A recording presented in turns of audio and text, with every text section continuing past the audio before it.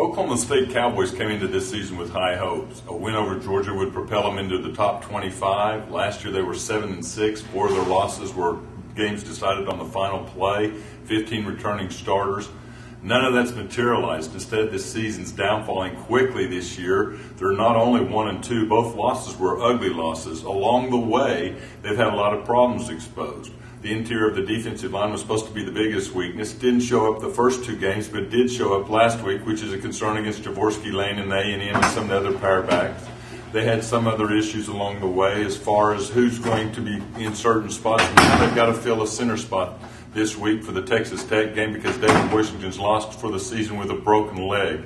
They're not getting the ball enough to Darius Bowman, Brandon Pettigrew, their top 2 receivers. Their top running back, Dantrell Savage, has missed the last 2 games with a groin injury, something that's nagged on him over a week.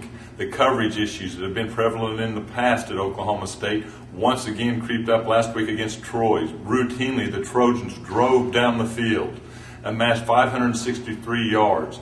Fans all of a sudden are thinking, is this a season going down the tubes already with hopes so high? Now they've got a new quarterback running the show in Zach Robinson, who's been chosen over Bobby Reed, who is now the number 2 guy. There are a lot of issues for the Oklahoma State Cowboys. It's all of a sudden starting to look like this may not even be a bowl season. But we must be reminded that over the years, football teams have a knack of finding ways to rebound and change. There's still a lot of talent on this team. If Savage were to come back, Zach Robinson has potential. Bowman is an All-America candidate. Several of these defensive players have been starters and have played before. Tim Beckman is trying to make the adjustments to adjust to the personnel he has to fix the problems. Right now, it does not look good. Oklahoma State fans are angry. They expected a better product that they have not seen yet. A win Saturday, though, against Texas Tech would do wonders, not only for this team's confidence, but their chances of getting back into a bowl-type team scenario for the rest of the season. That's what makes the Texas Tech game Saturday, the Big 12 opener, so huge for this football team.